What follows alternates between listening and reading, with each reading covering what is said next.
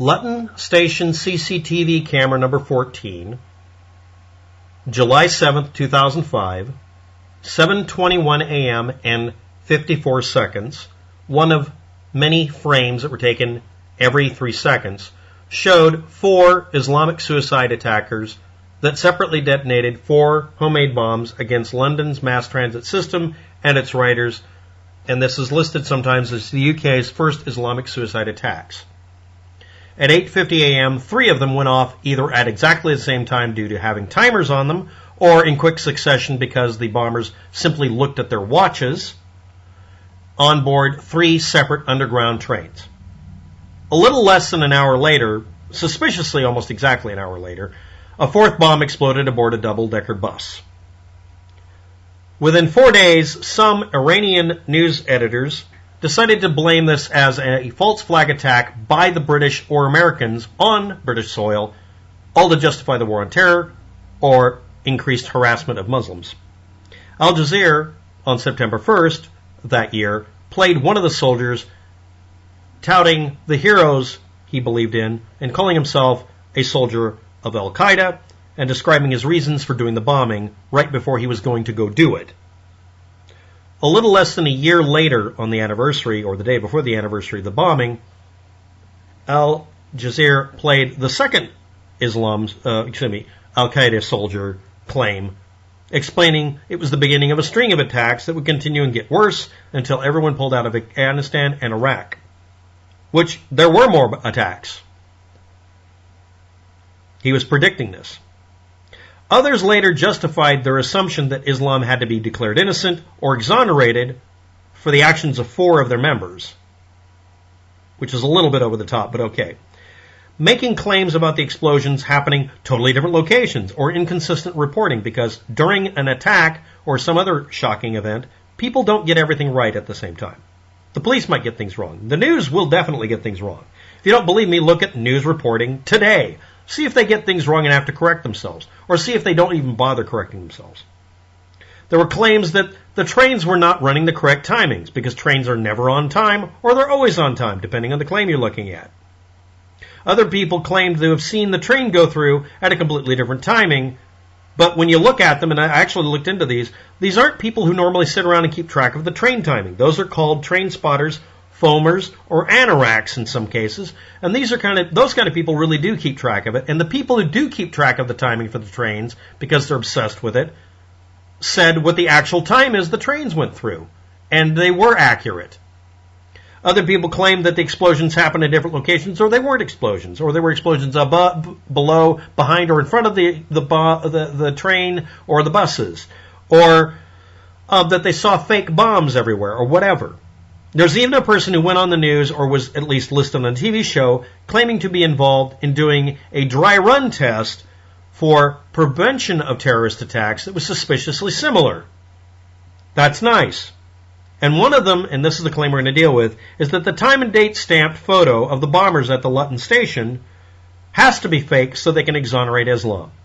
And I want to point out a bunch of people who claim to be American or British patriots constantly repeating shit you only find promoted by Al-Qaeda when they're trying to exonerate themselves. It should also be pointed out that terrorist organizations besides them, and also Al-Qaeda, took credit for this afterwards, or subsets of them did. That doesn't help anything. But please stop reposting propaganda from Islamic fundamentalist terrorists, please. Yes, someone will flag this for hate speech for me quoting back what they say about themselves. Well, let's go on. I'm going to point out this background object at the Luton station first.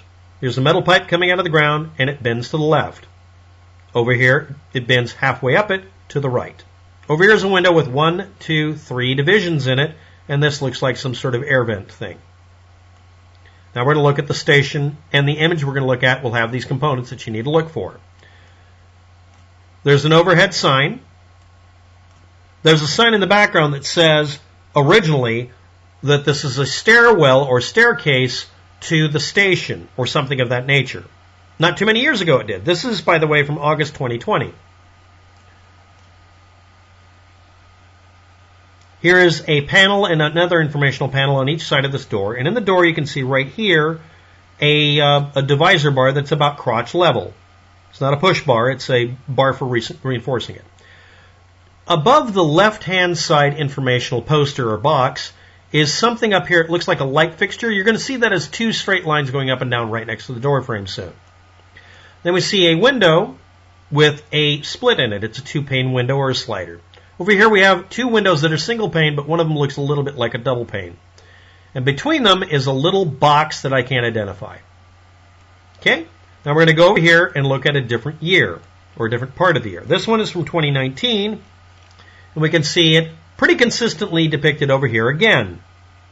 You'll notice this metal bar here that wraps around doesn't have a corner post. It has two posts next to where a corner post would be. Now we're going to go over here and I'm going to time tunnel. This will take a second. Try to do this as quick as I can.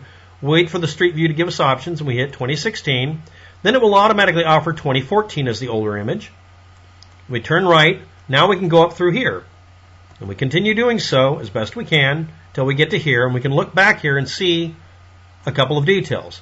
We can see back here part of the window, maybe. We can see that this is, again, if you weren't aware of it, that is a phone booth or phone box. See the wraparound effect. And we can see that if we draw a straight line, there is no post right here. There might have been one right here, but I can't see it anymore. And we don't see the CCTV camera the images were taken from that day. Okay? Now, I'm going to be going over to another spot. Let's see if I can do it. Let's see if it screws up, because it almost always does. Okay. It's reliably unreliable. Okay, here we go. When we look up here, we see this metal bar here. That's actually top of the building. It's not part of this. So we don't see any CCTV cameras, and we'll use this as a reference point here. You can also see some patches on the ground. Okay, now let's go forward. This is an image that was taken before the bombing, several days before. For comparison, we have this. When a CCTV image like this is grabbed, frame grab style, you can tell the camera equipment to turn off these highlighted pieces of information like camera number, time and date stamp, and other data. Also, I should point out that these images were posted with or without that data because some people got a hold of all the different versions of it. It's still the same single frame grab, but it does have that peculiarity of being able to have a copy that doesn't have this.